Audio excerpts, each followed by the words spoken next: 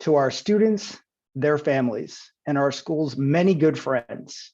I am Mr. Banta, grandstand teacher at the Gateway School, and the very luckiest Zoom host on the planet for about the next 90 minutes. As a community, I know that we are all about to be impressed and proud of the journeys of some of our most accomplished alumni, live and online here tonight. In just 2 shakes of a lamb's tail, we will be talking with these thoughtful, hardworking, and creative young adults, individuals who spent the formative schooling years growing in our program. Truly, it must be the students who have walked our halls, sat in our desks, and played and learned in our athletic and arts spaces that are the greatest embodiment of the Gateway experience. So sit back, get comfortable, and put those listening ears on, as for the second year in a row now, it is my honor and privilege to say, this is life after Gateway.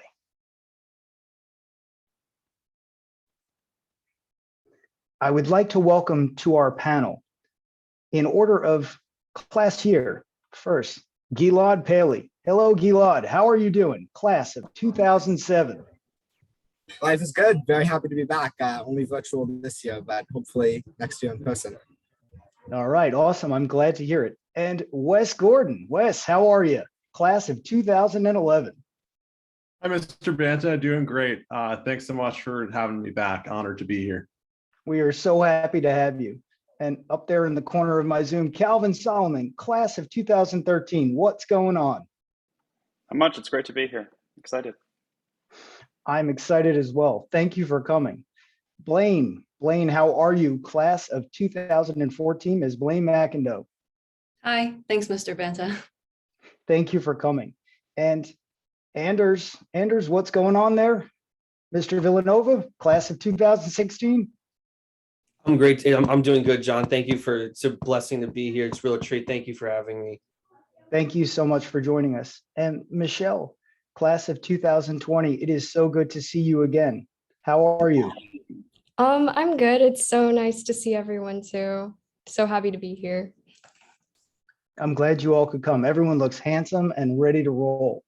So tonight, we're going to talk a little bit about your Gateway experience and, sort of the things that happened after you left Gateway, what you've been up to in the years since, and when you think back about, the times you walked our halls, what you remember the most, what stood out, what had the biggest impacts.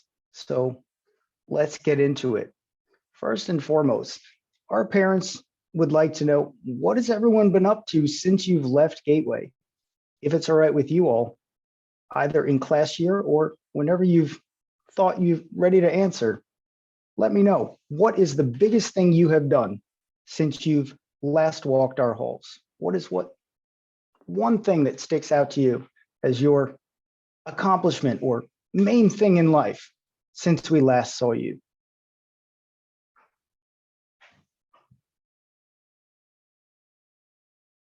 Gilad, how about you? Sure.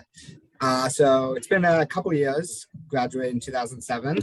I would say the most formative period since leaving Gateway was a gap year that I took in between high school and attending the University of Chicago.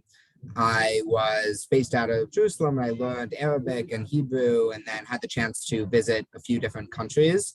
And a key focus was really thinking about how we as individuals could contribute to the world and what we could do. And I think that really set me on a path and the mindset of always thinking about how I could give back in the best way. And so I think that was a hugely formative experience. I attended the University of Chicago after that, and I'm now working in London at Blackstone in their real estate group. All right, that is awesome. The idea of a gap year, was that something you had thought about beforehand, or did that just sort of come up as you were approaching that time period? So it wasn't obvious, definitely not. It was, I would say, the best decision that I actually had to make because I had to make the decision. It happened that my high school, I went to the Abraham Joshua Heschel High School, the founder founded the Gap Year program. So that was one connection. And then also my brother's good friend had just done the program, also a Gateway alumnus, my brother. And the good friend was staying with us and he said, this is amazing, life-changing. And I'm like, okay, at least I'll think about it. And from there, it all spiraled and ended up being the best choice I made. That's awesome. I'm sure you think back on that, maybe look at pictures from that time period in your life. I mean, travel is so important, especially, when you're younger, to get it in. I'm so happy to hear that. I heard you said Heschel. I know they have a new campus just down the block from Gateway. Neighbors. Relatively. You never leave. Once you go to Gateway, you're always there. I mean, they refer to you at West 61st Street in some avenues as Academic Hill. We have a whole bunch of schools on that block. I'm glad to hear that that was important to you and that it made a lasting impact. That's awesome. Thank you, Gilad. Wes, how about you? What sticks out for you after 2011? Yeah, it's hard to pick one moment. And just for context, I graduated from Gateway in 2011, mainstreamed and went to Calhoun for 2 years. And while I was there, a Gateway alum named Nicholas Baldwin recommended that I try the sport of rowing. I hadn't had a lot of success in other sports and wanted to be good at something. And I started commuting up to 200th Street every single day to practice while managing school at Calhoun. And I decided to go to boarding school. And so I finished my last 3 years at Kent in Connecticut, which is the #1 rowing school in the nation. And then went from there to Dartmouth. And I'm now in Hawaii between jobs, about to start at Citi in their clean energy investment banking group. And so if I were to pick one moment that sticks out to me, it's probably my senior fall of high school. I had just been kind of dialing in the rowing and the school to get recruited. And I was having this conversation with my parents about what I should write about in my college essay. And they encouraged me to talk about my experience at Gateway and learning through a learning difference. And I think that moment and then getting into Dartmouth gave me a lot of confidence. That must have been an awesome fall for you. And congratulations about all of that and what's upcoming for you. I had a personal question when I think about rowing. I've only ever hung out with my cousins and been in a canoe and we would tip it and all that stuff. But when you think about rowing, what is the most important thing a person needs to know when they're on that team? If you had to think about that, what do you have to remember at all times?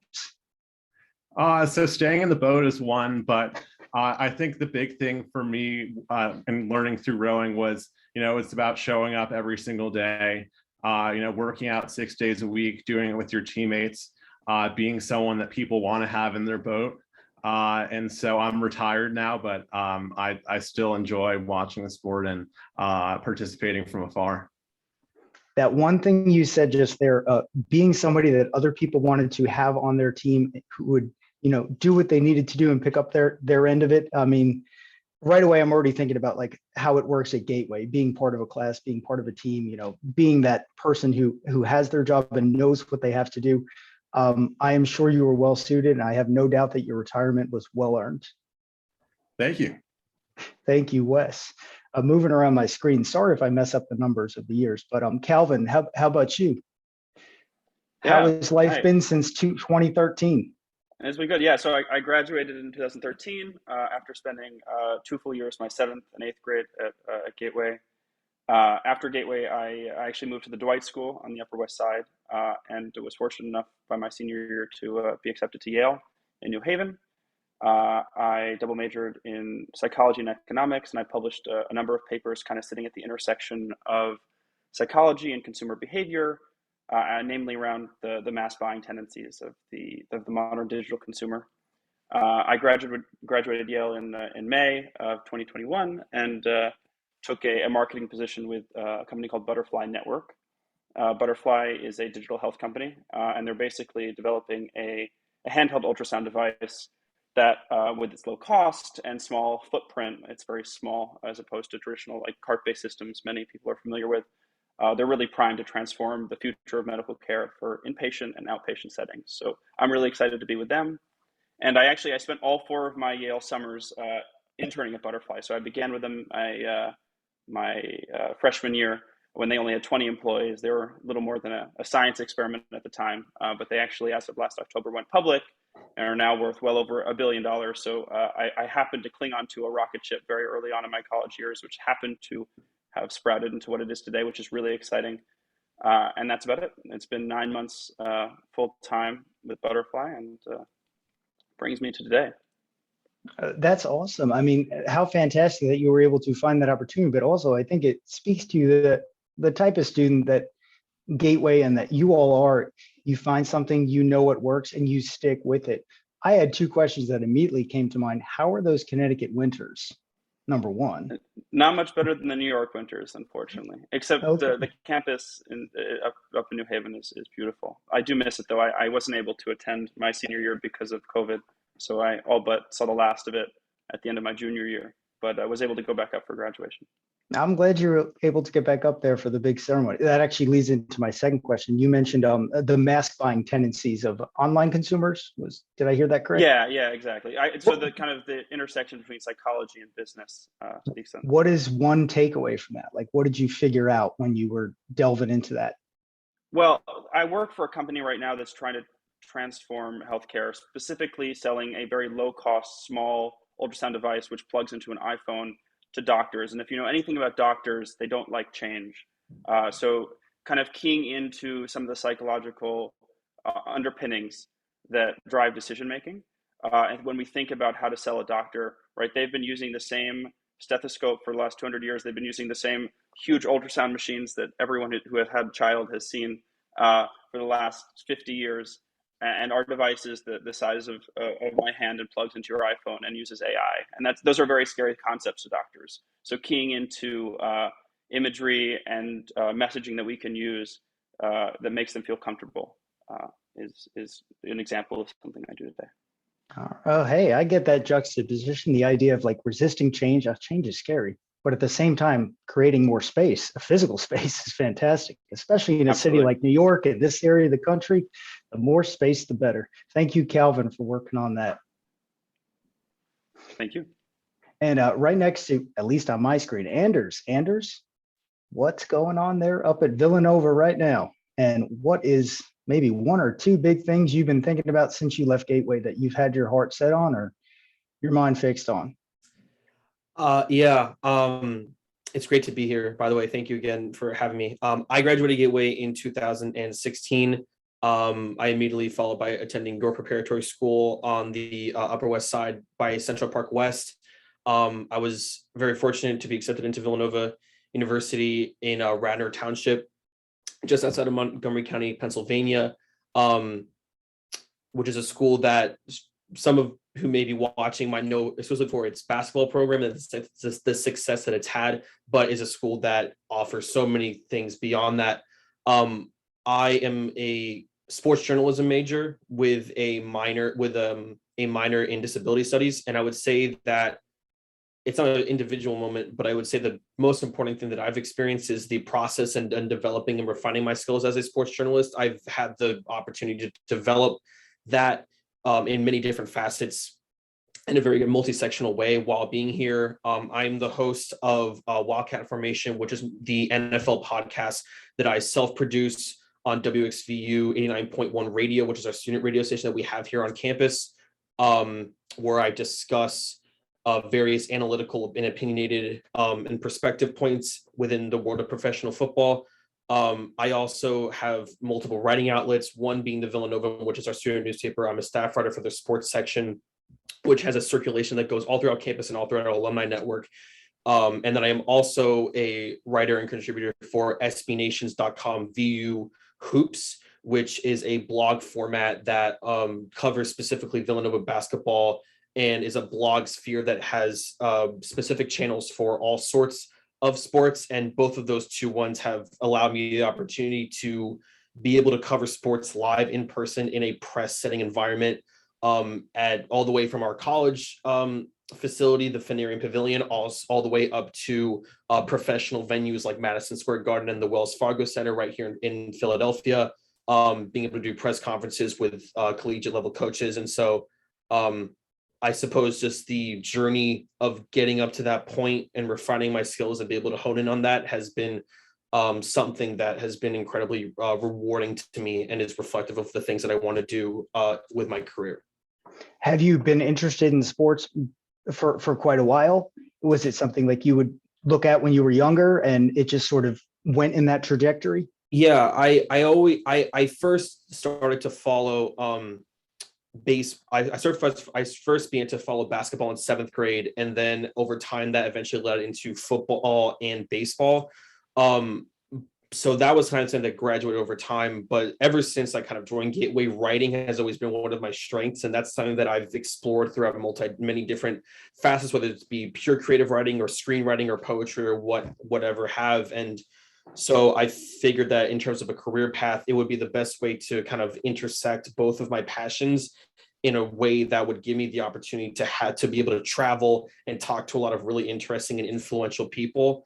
And so it's kind of been a really perfect relationship with me in combining my strength and my kind of just general passion and liking about what it kind of is that I feed on. It sounds like you've got your eyes on the prize. One quick question, then I'll let you off the hook on this first round. There was an audience question on your thoughts on Jay Wright retiring and Ed Cooley being the new king of the Big East Conference. That comes from Ms. Seidel. Yeah, I'm not surprised that I knew that's exactly who that would come from. So Jay Wright was the coach of our program for 21 years. He made 4 Final Four appearances and had 2 national titles in the time that he was here. About a week ago, he made a very shocking and abrupt retirement announcement. The exact reasons for it are not entirely clear. There's been rumors that it's because something had to do with the health of his wife, although I don't know if that's confirmed, so I'm not going to speculate on that. But he is going to be remaining in this program as his new title being the special assistant to the president. So he's going to be working in fundraising and recruitment and kind of just helping be an ambassador for the athletic department and the whole university as a whole. Kyle Neptune, he was an assistant with us for 10 years, and he's going to be taking over. He's the youngest. He's both the youngest he's both the youngest head coach we will have had in our history, and he will also be the first, as far as I'm understanding, he's the first Black coach that we will have had in the history of our program. So that's a really important advancement.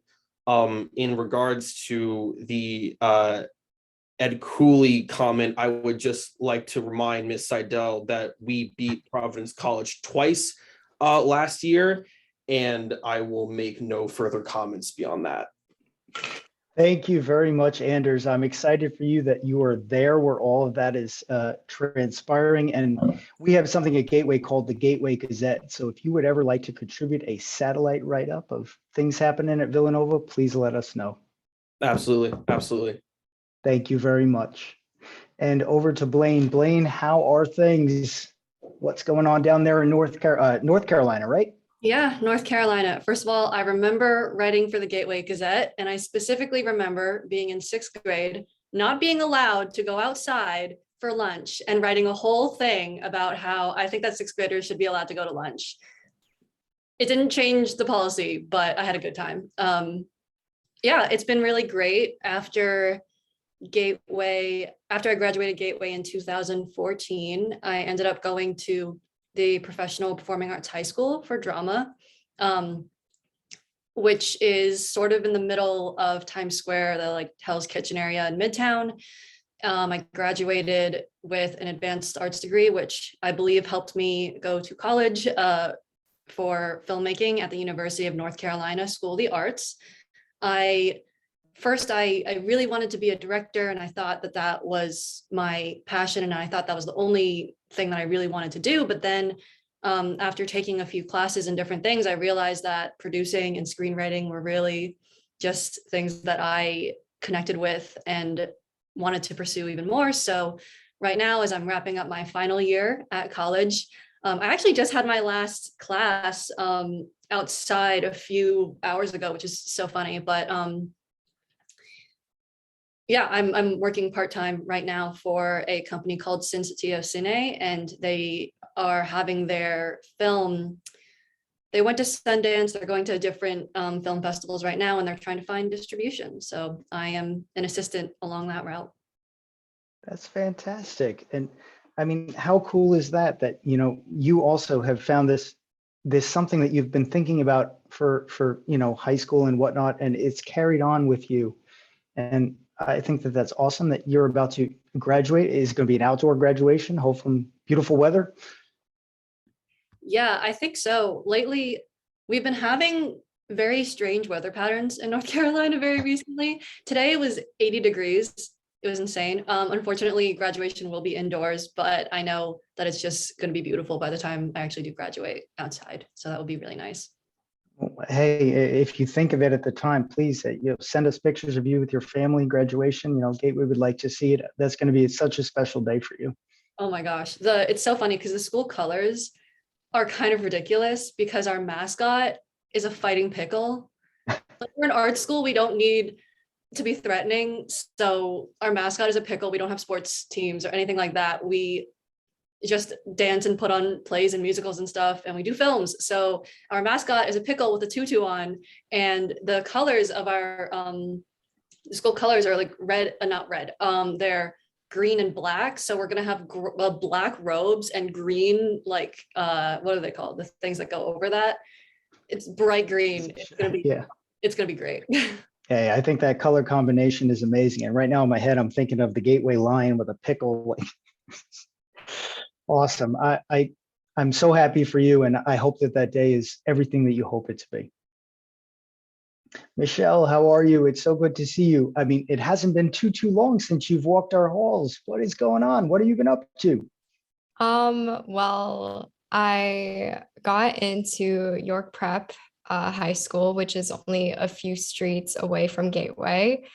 This is my second year, and I would say I've been doing pretty well in school, like doing my studies, being on the honor list. And right after Gateway, I really like realized that I had a passion for um, public speech and just being an overall leader. So recently I've been, well, for the past year, I've been on social media trying to connect with people around the city, kids around my age, and just trying to be um, kind of like an influencer for like the better of social media, which has been working pretty well for me, I would say, especially on like Instagram, for example.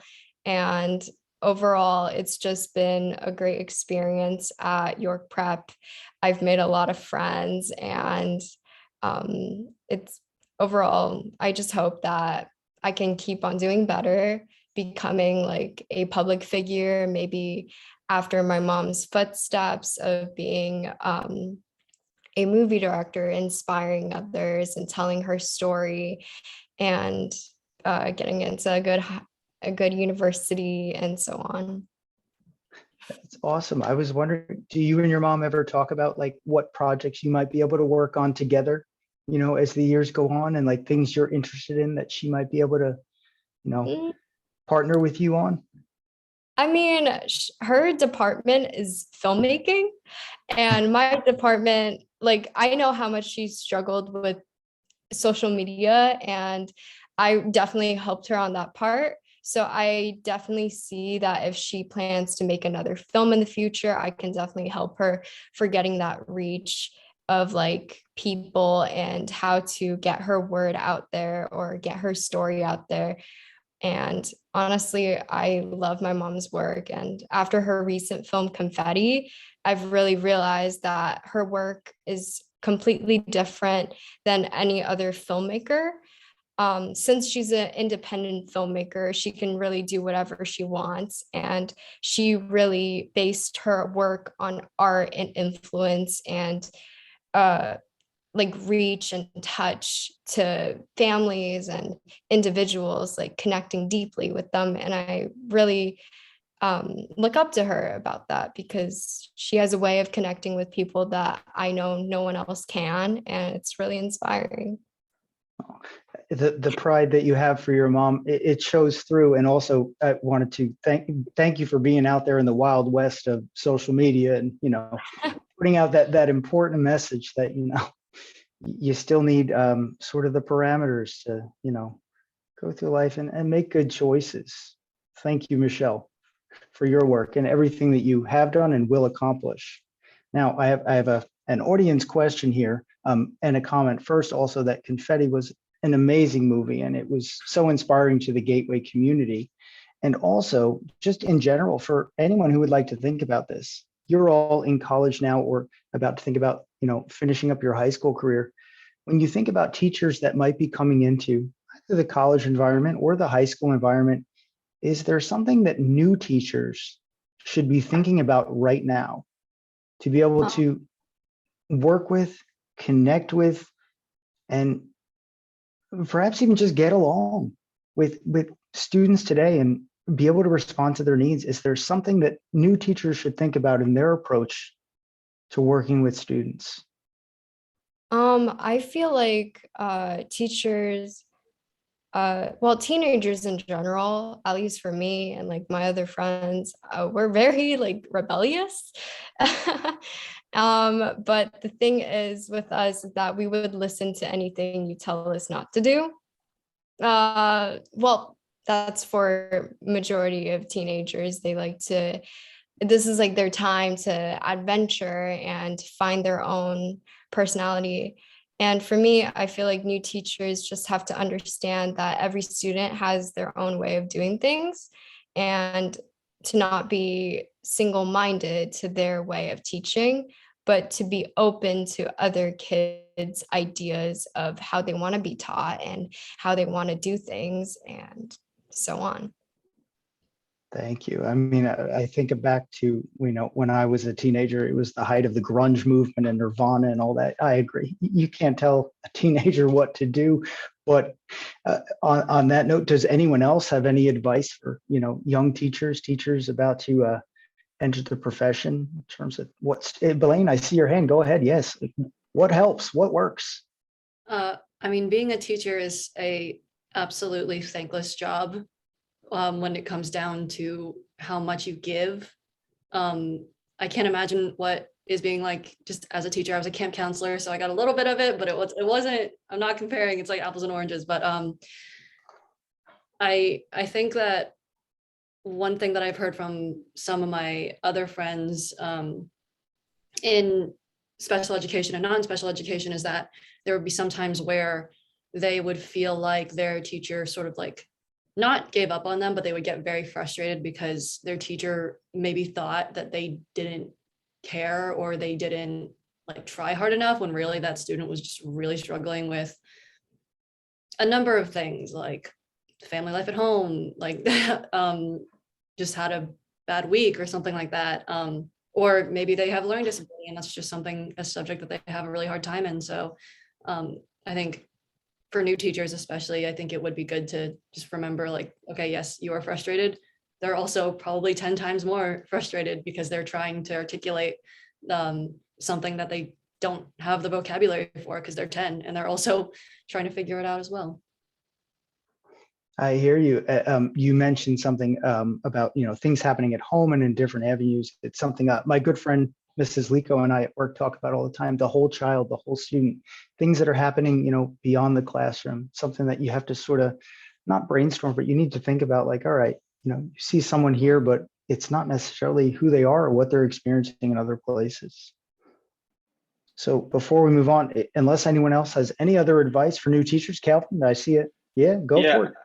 I can answer this in one way, I think through the lens of special education, particularly for me, but I'll go kind of a long form answer. I think it's hard for young children to kind of visualize the benefit of something that won't have an effect on them for some time. So for me, it wasn't until high school that I realized the degree to which kind of Gateway thrust me into a position to succeed. I was a capable writer. I was confident. I had strong social skills by the time I got to high school. But when I entered Gateway in seventh grade, I was too young at the time to appreciate why my parents had pulled me out of my previous school. But I was keenly aware that some students, for lack of a better word, were different than me. And if I'm being honest, I didn't want to admit to myself that I was different. I didn't feel different, and I always had trouble reconciling that Gateway was the right place for me, and I always had trouble accepting that. I remember being almost embarrassed sometimes to bring my siblings along to school concerts and such, because I didn't want to admit to them or myself that I faced a learning disability or a social disability.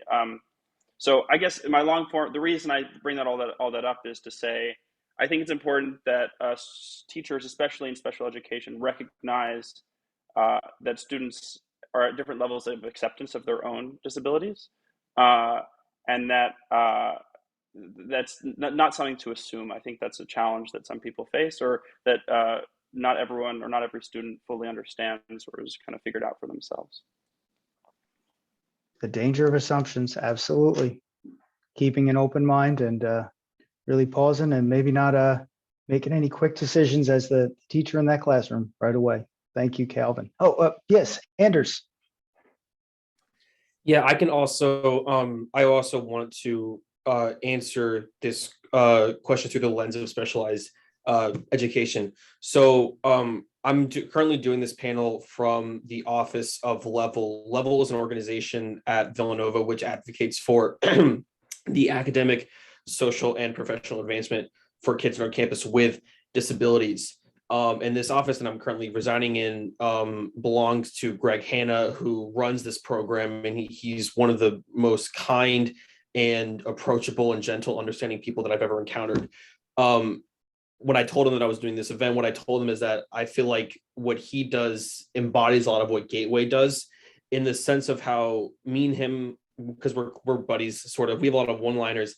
And one of the things, as I say, is I go up to him and I say, "What's it all about?" And give him a fist bump, and he reciprocates it, and he says it's all about the people. And I thought about that notion in the context of when I was at Gateway, because I feel like what we noticed together, and me as a student and him as a professional, is that a lot of programs or institutions as a whole, like Gateway, that are not Gateway, will kind of view the interactive component of interacting with kids with disabilities, learning, social, what have you, as kind of a place in puzzle piece where you provide accommodations and then they succeed either gradually or linear, whatever. And I thought that Gateway, and now Level, where I'm here currently, kind of challenged that, where if you make it about the people, what you kind of create is a sense of an environment, something, a constructed notion, something that you can kind of pick up and move to a separate place. So when we, as an organization level, move from this office into a different space for our group meetings, the kind of ethos and aura is still very much present. And so for younger teachers, especially younger teachers that are more kind of in touch, I would invite to make an active effort to make your classroom an environment and a space versus just kind of a box of instruction. Because what that allows students to do who might not be as amped to be enter the classroom environment or want to actively and proactively integrate into it, is it creates the notion for them that they're not in class time, they're spending time with you, and they are able to learn with you. And one of the things that we talk about at Gateway a lot is the idea of self-advocacy. So when they leave that classroom, they know that that teacher exemplifies that environment. And so when they go to them in their office, in the lunch hall, what have you, that aura still exists, which creates a kind of space and environment that encourages learning and encourages a proactive understanding, and understanding, like what to Calvin said, understanding who you are in a way that's vulnerable. And so I think creating an atmosphere on top of just the instruction and the physical accommodations, extra time, what have you, is critical. And so I think that that's something that's really essential to recognize. Absolutely. I mean, it is the personality interaction between the students and the teachers, the students and each other, and the group then as a whole. And it is the idea of working to create an atmosphere, a community, and not thinking of it as haphazard. I completely agree with you that thoughtfulness goes into making those spaces the best they can be. All right, I'm ready to dig into some meat and potatoes here. So when I come to my next question, it's really about whatever you've done or whatever you feel the best about what you've done since Gateway. are there things that you remember hearing time and time again at Gateway? Are there things that you did time and time at Gateway? Maybe it was on a sports team. It was a particular way a gym class was structured, or a classroom, a writing class was structured. Tools and strategies that you find yourself either still using today or discovering yourself using in your professional or your later school lives that, I've seen this before. I did this for the first time at Gateway. It may not have looked like this, but there's definitely a similarity here. There's a ribbon and it's threaded through, what I was taught. Oh, Gilad, yes, you got it. Go for it. Well, not to interrupt, but one thing I think was structurally of the classes. So Gateway had the smallest classes that I was in, probably until I went back to college and had very small specialized classes. And that allowed for really strong relationships with the teachers and taking advantage of the opportunity to build those relationships outside of the classroom, where you could ask questions, where you could learn, where you could just have a better sense of what was going on. And that has served me incredibly well throughout my education, particularly in college. And as the classrooms get bigger and you might think, oh, it's harder to approach people, but wherever you are, people are really people, and teachers are teachers, professors are professors. They want that interaction with the students. It's a big part of why they're teaching. And so having that foundation in a small classroom environment and being able to take that and build upon it as I transferred to different schools, as I entered university, and just approaching people who were teaching and having those relationships, asking questions, allowed me to excel in my studies, but also to form really valuable mentorship relationships that I was able to grow from. And I think it applies professionally as well, where you have someone who maybe is a little more senior in some way, and you can still take the opportunity to approach them and form a relationship. And it could be a speaker who's coming in who just ran an event and spoke on something you're interested in. So always reaching out, making that extra effort to connect with those around you, and you can learn a lot and also form really valuable relationships. That reminds me of the old adage, it never hurts to ask. What is to be lost by asking? And I think that's awesome that, when you were younger, that feeling first started to, be experienced, and it's something you've been able to enjoy as you've gone on. Thank you, Gilad. That is important advice. And Wes, I saw your hand, your virtual hand actually came up there when that question first went out. What would you like to say about that? Yeah, absolutely. So I started at Gateway in kindergarten. And one thing that I distinctly remember is throughout my 8 years, we'd always have these trappers where we kept every single subject, all our notes and homework. Then we'd also have a daily planner where we'd go through and write down every single thing that we were going to do each day. And because Gateway was such a structured environment, we'd have a lot of things going on and we'd plan it all out and then follow the planner every single day.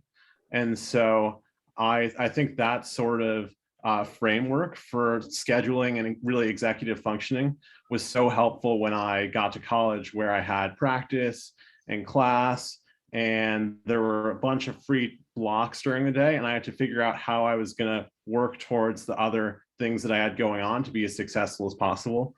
And that sort of skill set came from my time at Gateway. And both Wes and Gilad, I remember I first met you all when we were at the old building.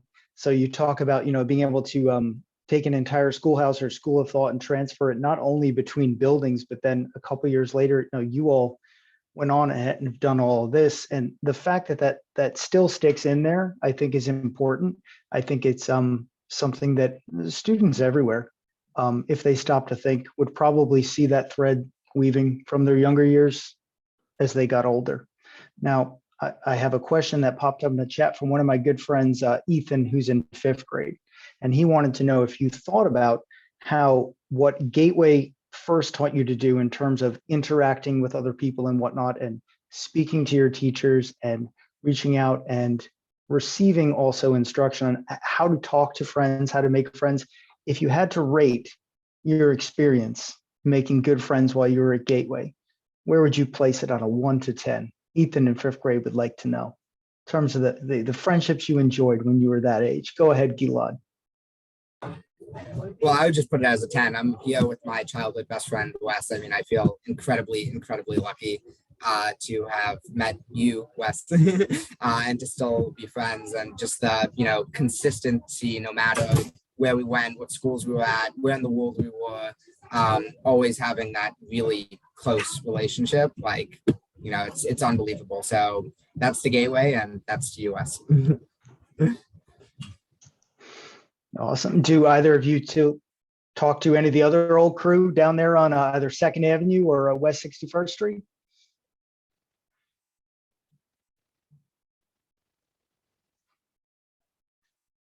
Oh, you're both on mute, but I'm sure in addition to each yeah, other. absolutely. I'm still in touch. Awesome. Awesome. Glad to hear it. All right. So here we are. You're all young adults who have accomplished and been through so much already. Some of you are on the verge of, finishing up your high school careers. Some have finished college or are about to. When you think about what is happening next, what do you want the next couple of months or maybe a year to look at, the next short phase of your life?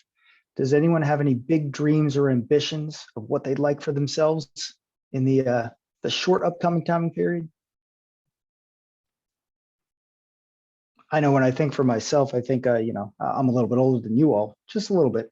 I think about things like, I'd like to work on my house, or, I'd like to grow my family, or, I'd like to try new things at work. But for a younger person, it might be different. Wes, I saw your virtual hand. Yes. So I started a new job on May 16th. And I mentioned earlier, I'm going to Citi in this investment banking group focused on clean energy. The group was created a year ago and working with a variety of clients across the energy transition, everything from sustainable lithium companies to battery storage and solar companies. And so I'm excited to figure out how I can do well in that group and to see how the group grows to respond to businesses that are growing in the energy transition, because that's something that I've been passionate about since majoring in environmental science. Nice. I have to say, I don't know if this is happenstance, but it wasn't until just this past weekend, I happened to be a little bit further out in Pennsylvania. I saw in person for the first time wind turbines up on this hill.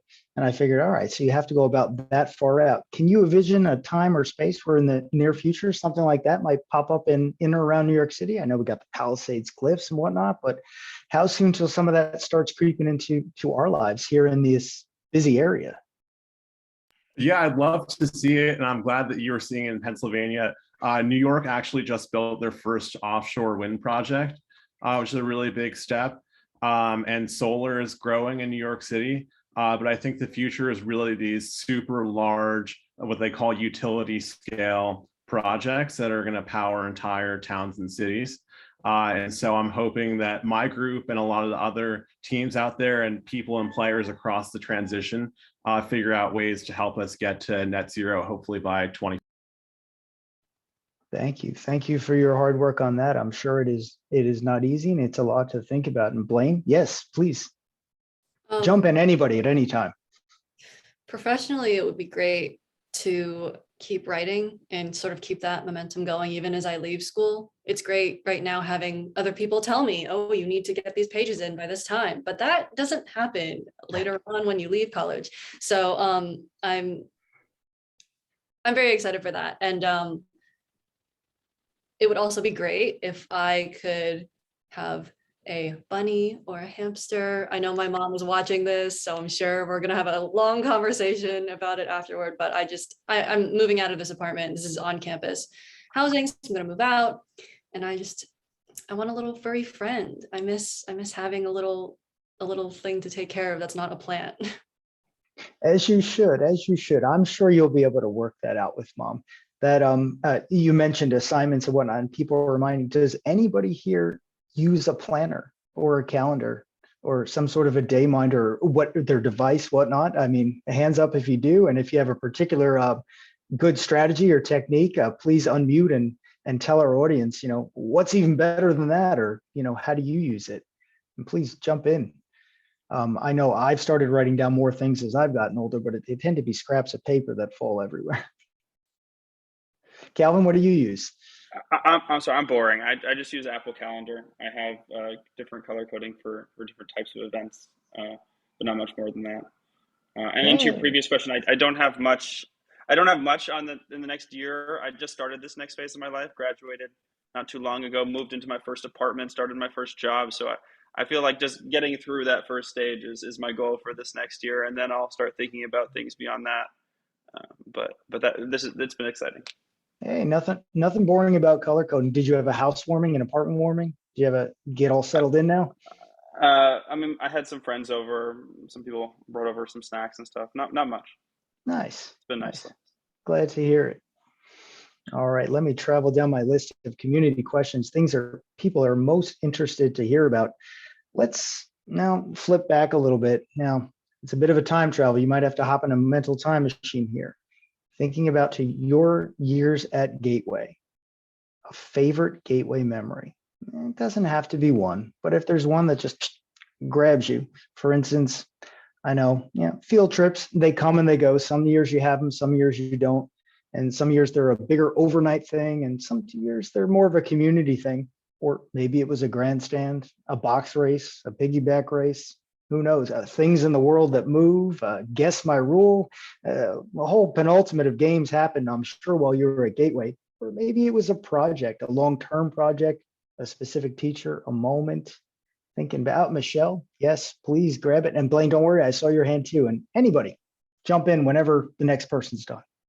I would say one of the most memorable moments was I've been in the theater or the play that every year they held for like maybe 4 years of probably 3 years I was in Gateway, and every single time, like probably at maybe the last performance of that play, and where everyone comes together and like bowing and like just realizing like how hard we worked to like get this done. It was like so much fun, and it almost felt like the play community was like a family, and I really like that aspect, and that made me step out of my comfort zone a lot.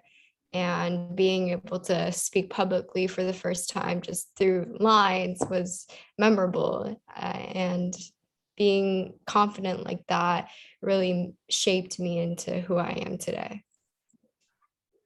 It's quite timely that you mentioned the plays or whatnot. I just got a message from Miss Kiesel, who, while you all were in school, no doubt hosted many of those and worked so hard to put and bring everyone together for those performances in the art department. She was wondering, nowadays, when you think about, life that perhaps children are dealing with, and, what used to and has always worked at Gateway, do you think back about the friendships ever, or, the other students and, the performances and whatnot as being something that happened when you were younger that were helpful and something that was a pleasant experience in the way that Gateway constructed it? For instance, Michelle, you mentioned the plays, but also I know there were musical performances, sports performances by the basketball teams. Does anyone have any good memories of being part of those groups and those activities? I was part of center teams, which is a little bit different, but in the same vein.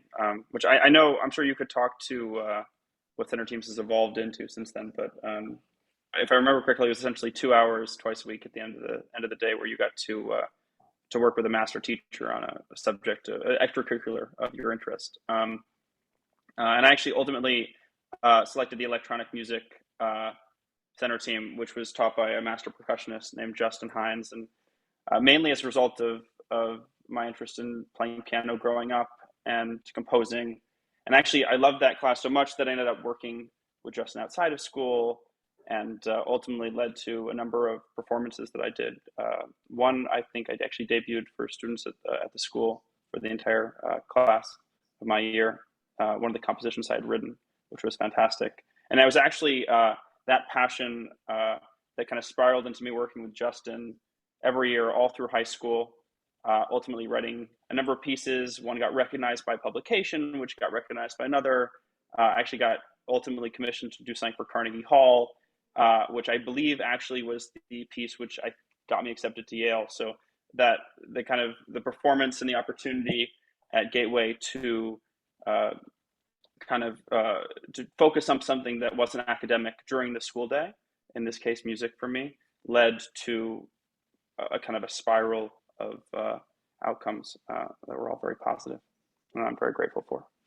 I mean, after that morning academic load is done, it is so important for all minds to perhaps spend a couple hours in an afternoon doing something different or doing something that carries out for a little bit longer. And I know at Gateway, we do our best to try to structure those afternoons in that way, be it center teams when Calvin was there, or the different arts movements, whatnot, that take place now today. But again, if anyone else remembers a field trip or a lesson or a project, it could be this moment now, or as we continue our conversation, please, let our community know. Oh yes, Gilad. So one of my favorite moments was actually a loss at the time. It was in the chess club after school. And I remember being like 6 years old, and I was playing an older student, and they offered me a draw. And I was winning the game. It was like the tournament to become captain. I thought they were forfeiting. Turns out they won. So I accepted the draw, and that ended up being the end of the tournament because that shut it down. It secured like a tie, and it put him in a better position when he won the next round. But looking back on that, I think it was like a fun experience to tell the story of one, because it was just like pretty silly, and I was like, okay, like maybe I should have known that. But the reflection of being able to make that mistake, being able to learn from it, being able to grow, having the opportunity to do something I really enjoyed, playing chess, was probably the height of my chess career when I was 6. But it was just like a fun opportunity, and looking back of, okay, you don't win them all and you don't win every opportunity, but so long as you keep trying, you keep playing, you keep working at it, you will get better, and you'll learn and grow from it. And so that was a memorable experience.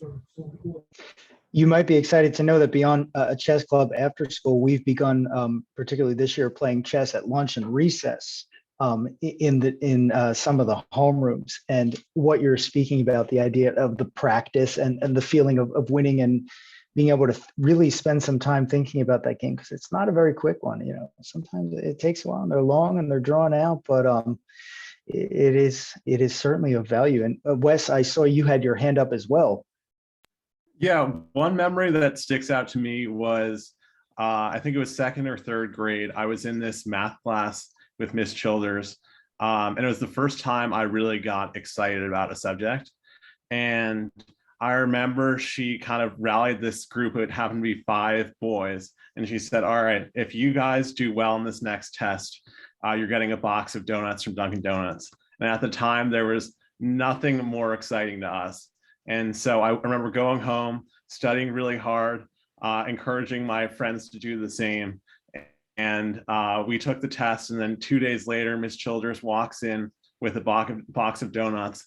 And I think that was probably the most exciting thing that happened in that phase of elementary school. So that I'll never forget that one.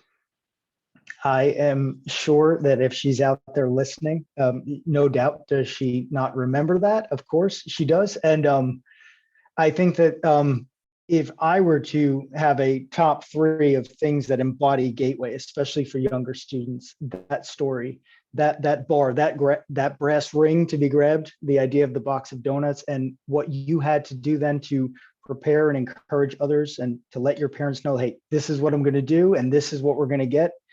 That's it right there, man. That is Gateway. That is absolutely Gateway, particularly for the younger grades. Now, actually, as we are also thinking about time at Gateway, a question has come in. Oh, where did it go? Oh, yes. So what do you all, if you think about your parents as you were thinking about the high schools and the colleges that you were interested or most interested in going to as you were going to be leaving Gateway, whether it was a younger student or whether you had gone the whole program, what do you wish your parents had known you were thinking about as you were thinking about high school or college or whatever was to come next? And Blaine, it seems like you've got something you're thinking about. What do you wish, parents knew as you were getting ready to go? Yeah, my mom was terrified of me going to a school and choosing a school that wouldn't be able to help with my learning differences as Gateway had. And it was a totally valid concern. At the time I was 13, 14 and only wanted to be an actress. So of course I was looking at schools that had heavy arts programs. And I found the school that I eventually ended up going to, which was Professional Performing Arts School. And it was a public school. It was very different. It wasn't like Gateway at all. Like Gateway had maybe I think the largest class that I had at Gateway was 9 kids in a class. And people think that I'm lying when I say that now. And I'm like, no, look at these yearbooks. Like there's 20 of us. Like that is the graduating class.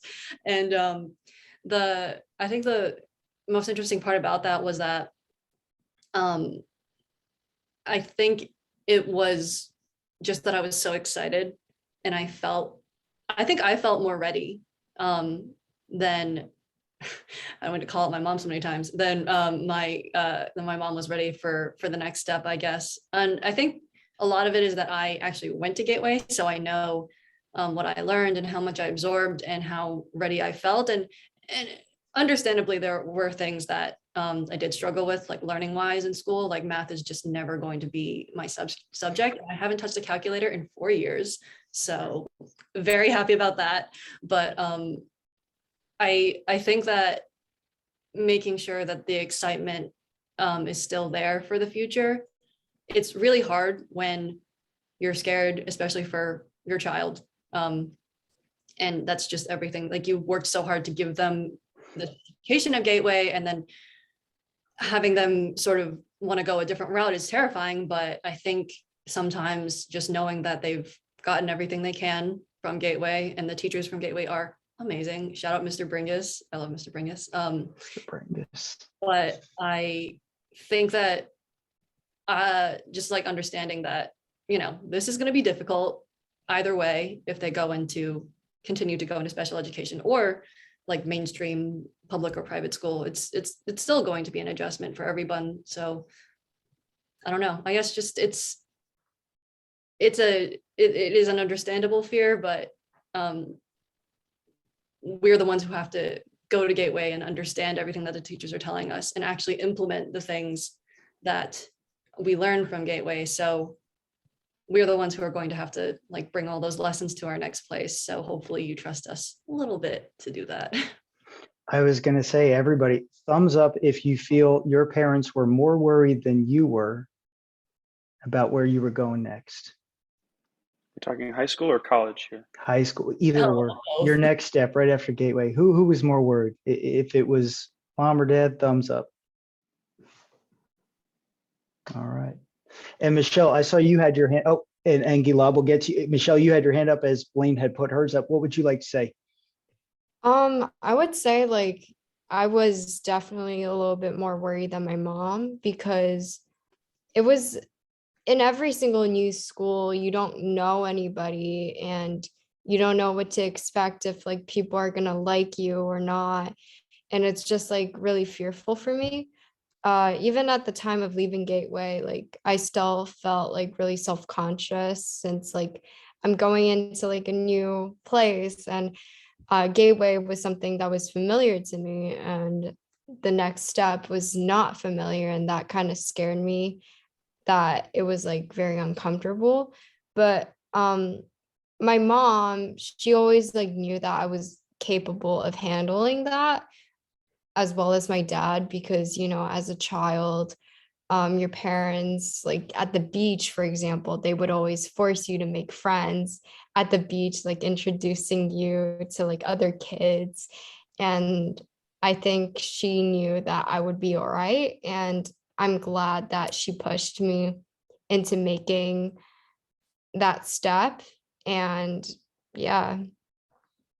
Do you remember any things that your parents would say in those situations that felt extremely either comforting or would give you that push to sort of, all right, they'd like me to try this and I'm going to give it a try?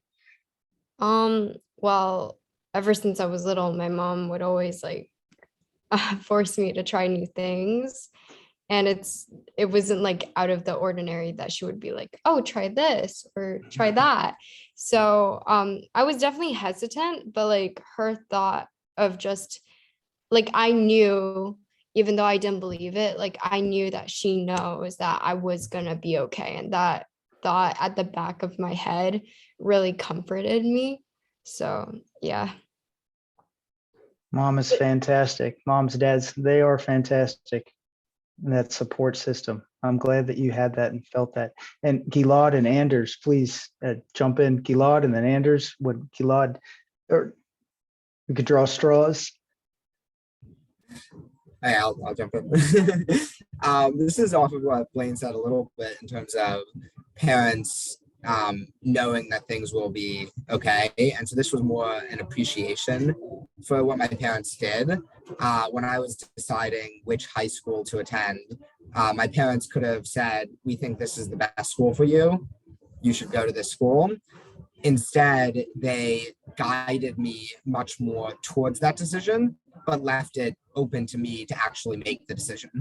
And so having the ability to decide, okay, this was something I wanted to go to this school, felt much more freeing, and just the ability to use guidance as opposed to control is, I think, a very valuable and sometimes tough skill set, because, you know, if you have a strong sense of what is good for someone, you want to make sure that it ends up happening.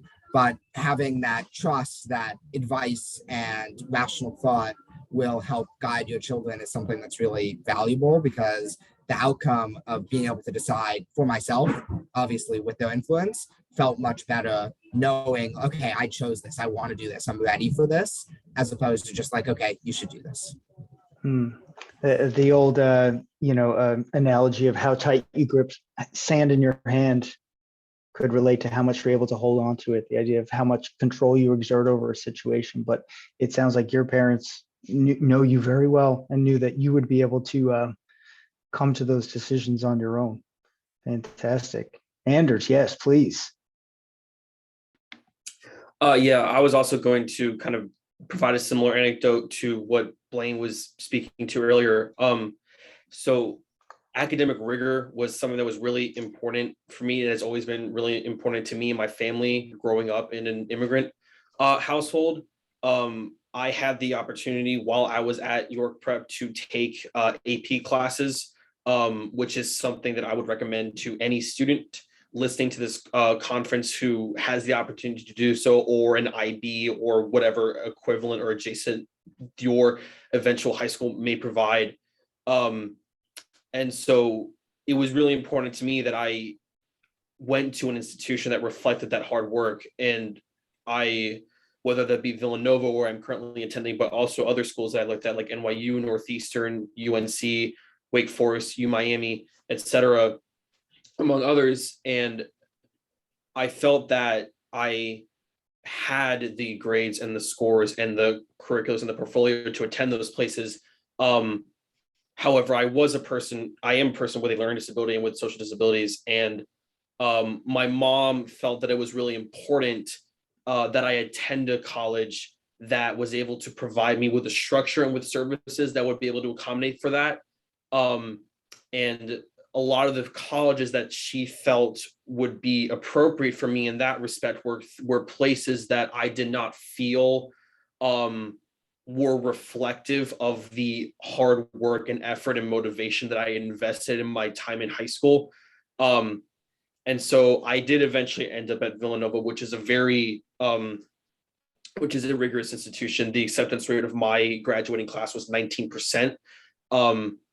And I say that because one of the things that I want to convey to the parents that might be asking questions about what post-high school might look like is that there is an understanding, and a lot of this comes from societal stigma as well, is that there's an understanding that specialized support and academic rigor are mutually exclusive, and that they can't really exist simultaneously in a parallel process.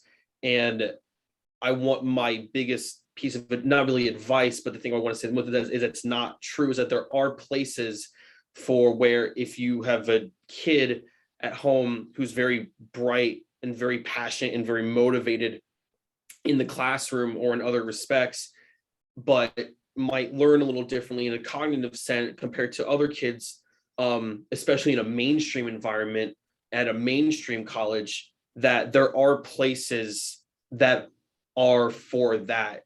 And in some cases that might be extra time or isolated spaces, but like I was saying earlier, sometimes what that is just an environment where those kinds of differences are embraced and tendered to, which is the kind of what I've received here at Villanova. And so that would be my biggest piece of advice to parents when looking for colleges, is that just whatever differences that your child may have and whatever differences they may encounter, don't be afraid to let them push themselves how they want to, because what Gateway does so well, and I know this is a very long-winded answer, but what Gateway does so well is that we have this idea of like the toolbox, the Gateway toolbox of things, of skills that we learn that we can then take with us to high school, into undergrad, into postgrad or whatever.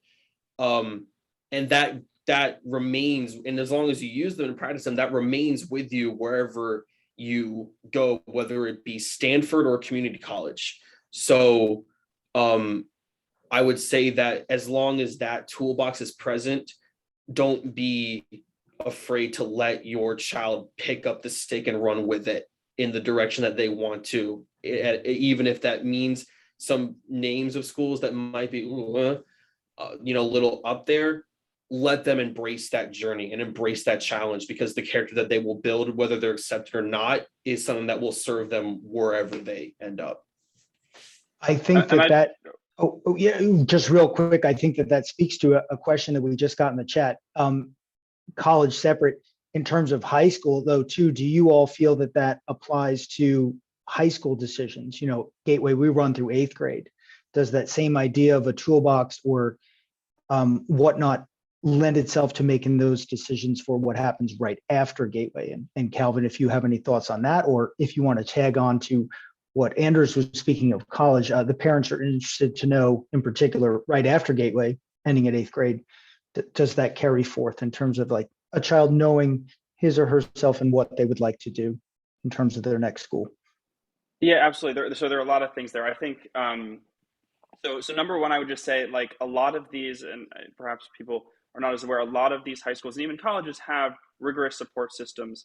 They may not be Gateway level support systems, but I myself personally went to a school that had a great support system wherein you could actually have a period twice a week with one-on-one with a teacher to help you with your homework or your most recent classwork. So I just encourage you, parents, to kind of seek out those supports as you're looking at high schools for your children, because I think there are actually an abundance of these programs. It's interesting as far as toolkits go. I think every school has a different kind of method to the toolkit. So I myself, learned a lot of things from Gateway, a lot of skills that I brought over, and then a lot of them really applied at high school, and then some of them, obviously, the high school did differently, right? So Gateway might have their version of an outline, and the high school wants you to do it a little bit differently, so you have to adapt. So I definitely think there's a period there where you're kind of learning how XYZ teacher or school wants it done. But I think, from the ground up, Gateway gives you those skills to not only adapt, but also come prepared, so you feel confident if there isn't that instruction to kind of go out and do it, be that an essay outline or a manner of organizing a set of ideas. That makes sense. The idea of a pivot, taking the gestalt, the main idea of what you've been taught, and then applying it to where it fits. That makes a lot of sense, Calvin. Blaine, please.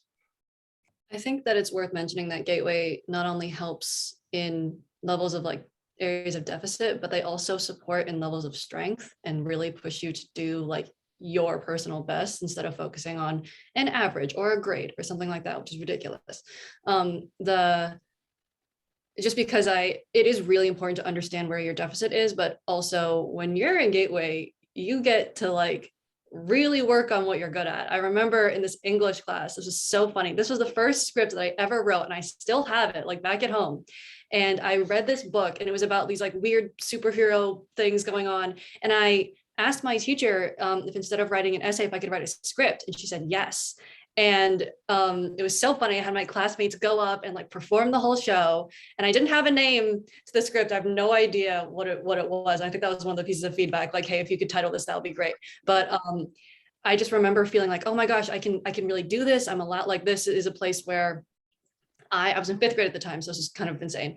I really felt like, wow, I can use what I'm already interested in and just build up from there, because this is so fantastic that I'm already interested in this. This is a book that I read. I wasn't a huge fan of writing an essay at the time. So my teacher was very nice and allowed me to kind of push myself in a way that was not only like me showing that I understood what I read, but also putting a little bit of humor in there and putting my own little spicy spin on it. So I still have that script to this day, and I will go back home and I will find it. And maybe I'll add a title, but who knows?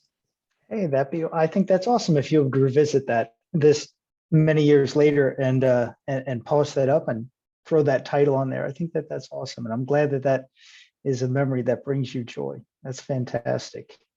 Wes, you had a virtual hand up a little while ago. Do you want to throw something in there?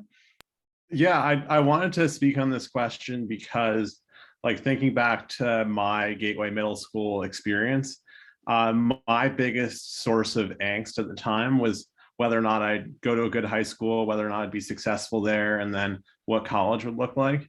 And I was lucky to have really supportive parents who said, we support you in first going mainstream, and then second, figuring out what the best possible school is. At the time in which I was applying to schools, and this has most definitely changed, there was an idea that having a learning disability was a big kind of red flag for schools. They didn't want kids who had learning disabilities. It stressed resources, whatever it was. And so at the time, my options were Calhoun, Dwight, and York.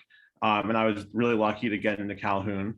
I wanted to go to a place like Fieldston, Riverdale, Horace Mann, but there was just no chance, regardless of how well I did at Gateway, that those places were going to take me. And so I did 2 years at Calhoun, and I decided it wasn't the right school for me. And then I applied out again, this time with pretty much straight A's. And I still didn't get into the high school that I wanted to get into. I got rejected by Riverdale and Fieldston. I was lucky to get into Kent, which supported my extracurricular ambitions and ended up being the best school for me.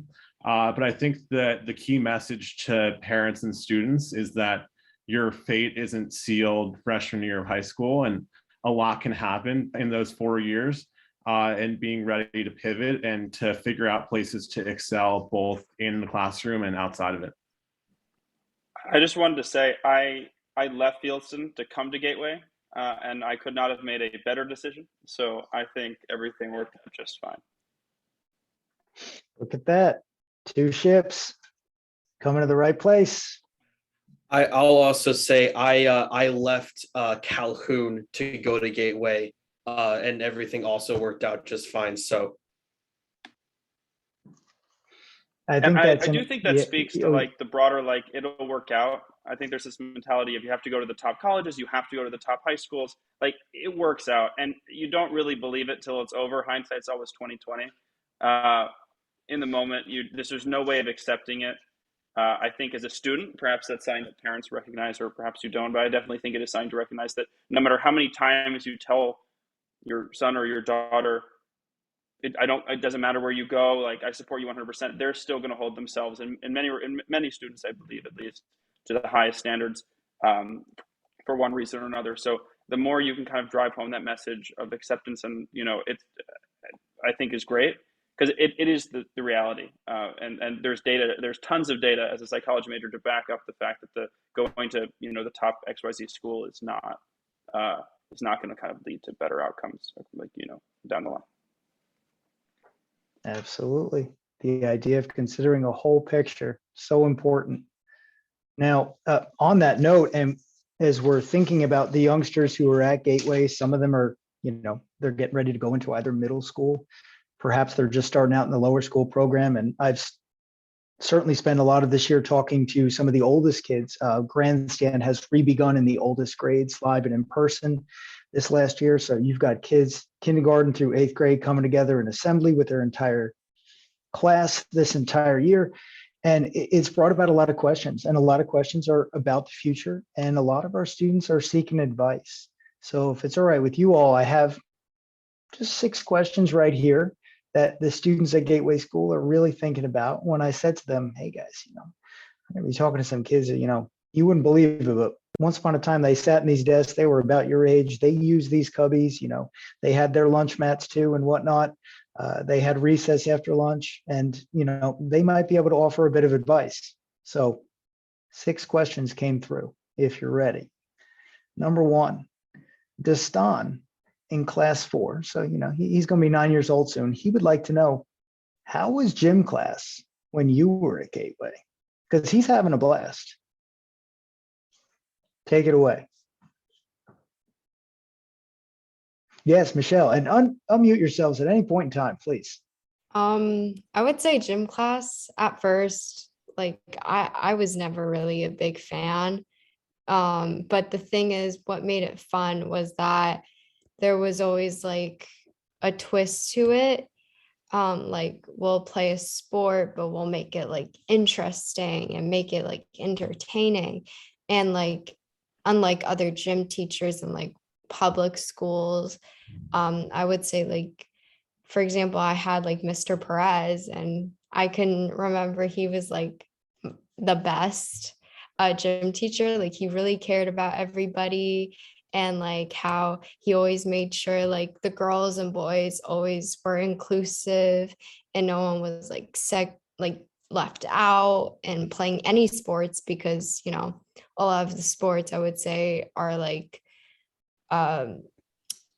I would say like sexual, like kind of like like boys don't really want to play with girls. The gender divide, and I can't play with you because you're a boy or you're a, and like boys sometimes, like as a young age, they would like belittle girls, and they would always like try not to be like fair in a way. But like Mr. Perez and other gym teachers, like they really made sure that the kids at Gateway thought of each other as equal. And I really like that.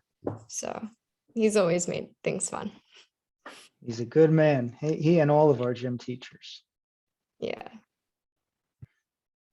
And then if there are no other thoughts about gym, but Wes, it seems like you might be thinking about something, or maybe I'm wrong. Maybe I'm misreading. No, yeah, when I think about gym class, I think about the beginning of like a competitive desire. If I were to list the things that I really cared about that we've discussed, donuts, whether or not my educational future was going to end well, and dodgeball.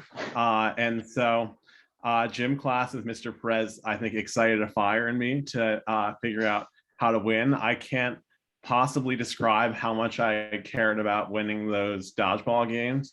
And I thank Mr. Perez for keeping me between the lines. There is an old saying that life ends and begins at dodgeball. Blaine, yes.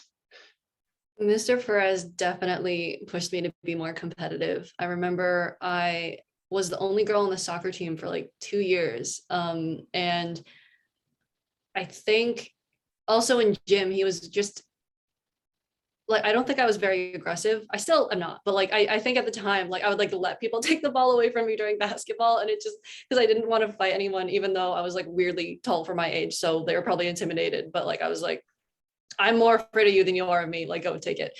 But I think that he pushed me a lot to be more confrontational, not only in sports, but just in life. And then also that sort of leads into like overall advocating for myself. But he wasn't like brutal, but he was like, I know you could do better. Like, come on, McIndoe. Like, I know you can do this, which was really fun. And also like he always like was making sure that I was like, okay. he was like, you're drinking water, right? And I was like, yeah, I'm good. So yeah, I just remember all that. I'm glad to hear it. Yeah, gym class, it can be a fraught time no matter your age, but I'm glad that you were able to experience the comfort and the inviting nature of our school's gym program. Now, second question, it's really more of an invitation, actually. Charlotte, a young girl, was wondering if they served good lunches when you were in school, and then was shocked to find out, well, Charlotte, I'm so sorry. When they were in school, we didn't have our lunch program yet. So open invitation, if you're ever on West 61st Street, you've got to come by and try the lunch program. We just switched to a company called Butter Beans, I believe, and the sun butter and jelly sandwiches are not to be believed. So number 2 was more of a statement. But number 3, Southworth. Southworth would like to know whether you were allowed to make and throw paper airplanes and or were taught how to make paper airplanes when you were a kid at Gateway, or if that's something perhaps you missed on a day you were absent. Yes, Wes. So paper airplanes were like a special craft of mine in middle school. I remember my parents generously got me a book of all the different paper airplane configurations that I can make. And with the permission of lovely Gateway teachers, I would oftentimes throw planes from the top of the grandstand stairs to the bottom and see which planes had the best flight, which is good in a tight New York City environment. So if anyone needs the best paper airplane design, I'm happy to lend a hand. Awesome. I'm glad to hear it. That's fantastic. Number 4. Actually, I think this is a pretty important one because this comes from a child who's about to get ready to go to, middle school, getting into the older grades, still in the lower school now, though. As you got older, going through Gateway or approaching high school, were you ever afraid that you were going to fail a class, that it wasn't going to work out? And how did you deal with that feeling? Calvin. Yeah, I was always a very anxious individual, and I was actually Mr. Kaplan, who gave me some of the best advice. I still use it to this day. He said, Calvin, write down a list of everything that's making you stressed, cross out the things you can't deal with, and deal with the rest in order. And I've kind of lived my life by that motto, that advice, and oftentimes realize that I'm stressing about things that either I can't control or things that I really don't need to be stressing out about at all. But I like to kind of trust that things will work out, and I think in large part that is the case. So I try to break down the big problems into smaller problems and work them out in order. And also, like, what a visual tool too, to have that list and then the power of the pen. Exactly. And to think about what's left. Wes, you had a virtual hand during that. Yeah, so I had my biggest academic challenge after Gateway in college. It was my freshman fall. I was on the D1 rowing team, which was training 30 hours a week, and also had signed up for a mid-level calculus class, a lab science class, and a hardcore political theory class. And we took 3 classes at Dartmouth, and my advisor told me not to do it. I didn't listen, and I ended up getting way in over my head in that math class. And so I think the first exam I got a 37. And so I immediately met with the teacher, tried to come up with a plan, ended up studying really hard for 2 more weeks, still didn't think my grade was going to be in a good range, and ended up saying, you know what, I'm going to drop this class and I'm going to rebuild my confidence, learn math a different way, and come back to this. But in this present moment, I can't handle this class. And I think my experience at Gateway gave me the confidence to do that, instead of, having a C appear in my transcript or feeling like I couldn't learn math because of this one context. Thank you, Wes. And young Gateway students, if you're out there listening, if that's something you're worried about as you get older, like, I'm going to get an F in a class, listen to Wes, listen to his advice. Before that happens, go to your teacher, go to your advisor, let them know how you're feeling, because it problem solved for Wes and it will problem solve for you too. All right, we have just a few minutes left, but I've got Two very important questions to get to. So let's kick it off. This one comes specifically from a group of fifth graders, students who are a mix of not only kids who are new to our school this year, but some kids who have been around for a while, and they have some pretty, they're all very friendly with one another, and they want to have as many good and deep friendships as possible. So the question is, did you keep your old friends when you went to a new school and you found new people that you also wanted to be friends with? How did you juggle new friendships and the old friendships? Did they come together, or is it something that worked best when you had them separate? Go ahead, Michelle. Well, for me, when I left Gateway, majority of my close friends, they all went to different schools, but we've always like kept in contact, at least a few of them, and we still hang out to this day, maybe like one weekend, once a month, and we would always like keep in touch. So yeah, you have your new friends at this new school, but you also keep old friends. You just don't see them as often, and that's okay, because some friendships, you don't have to see them every single day to keep a close bond. Yeah, it's always nice to have your in school friends, but also your out school friends. It's like a new fresh air. So yeah. I I'd think say that's a as beautiful way you, to look at it. Yes, Kellen. I just gonna say, I think as you grow older, like quality trumps quantity of friends, and I think as kind of go through the different stages, I've kept a small group of friends from every stage of my life. A couple from Gateway, a couple from high school. I think more right now from college since it's so salient and so recent.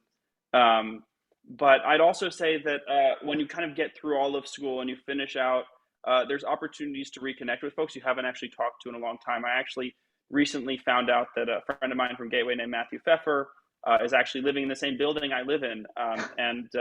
So, reconnecting, I hadn't talked with him in 8 years, and we were just texting the other day. So you have opportunities based upon, proxy, location, to reconnect with folks as well. So that's how I'd answer that question. That's cool. I'm glad you and Matthew are near each other. I remember Matthew well and his brother Daniel. That's awesome that, these once again, these threads, they interweave, they come back together, they come apart, they come back together with your Gateway memories. As we approach the last question, I just wanted to let you know that Liam in the 5th grade had a comment that you all are super impressive. And for someone who is just starting out his middle school journey, he's excited about the future. Now, last but not least, before I mention, of course, the Thursday gala that's coming out, I have one last question. Elliot would like to know. Elliot is a young child. He's in our 3rd class, and he's getting a dog soon. He wants to know, is a dog a good pet for a Gateway kid? Or, if a dog is not it, what kind of pet would you like to have? Now, Blaine, you mentioned before, and please, why don't you start and re-mention so that make sure mom hears it loud and clear. What kind of pet do you want next? And then everyone else, if you don't have a pet already, or if you're thinking about a pet for the future, what's good for you? Well, a dog is wonderful. I think as long as you're not allergic or anyone in your family isn't allergic or there's something like that going on, then maybe not. But I think dogs are great.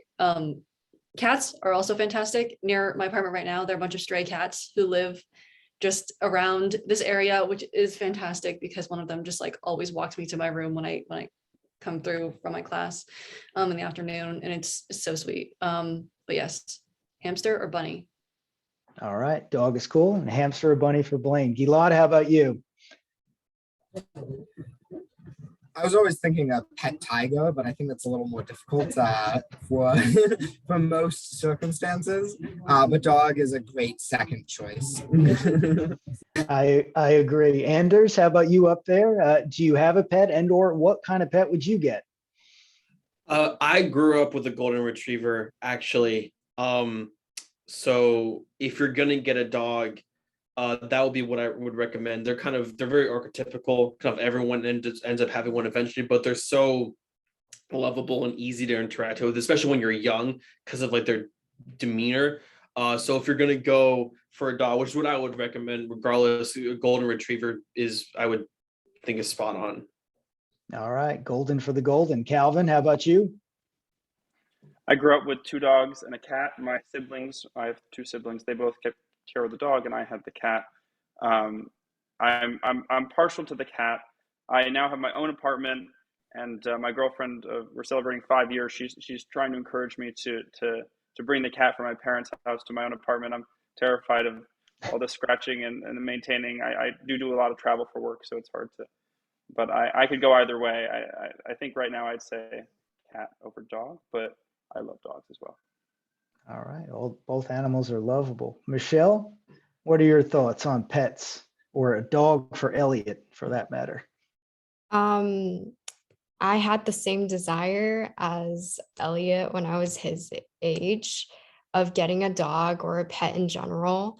And my parents were always like, you can get this, you can get a pet, but like, just remember, this is your responsibility. This is yours. We're not going to take care of it. So, if you want a pet, you have to, it's like the first step into like being mature and adulthood. And you have to be ready for that. But honestly, I have a dog right now and it's a lot of work, but I love her. However, I would definitely prefer a cat because they are so fun and cute and like they take care of themselves, which is the big plus. No, you got that, Elliot? If you're out there listening, dog would be great, but oof, if you're not looking to take the walks, you might want to go with a cat. And Wes, to finish with you, what are your thoughts on Elliot and his hopes for a dog, and or what would you suggest as an alternative?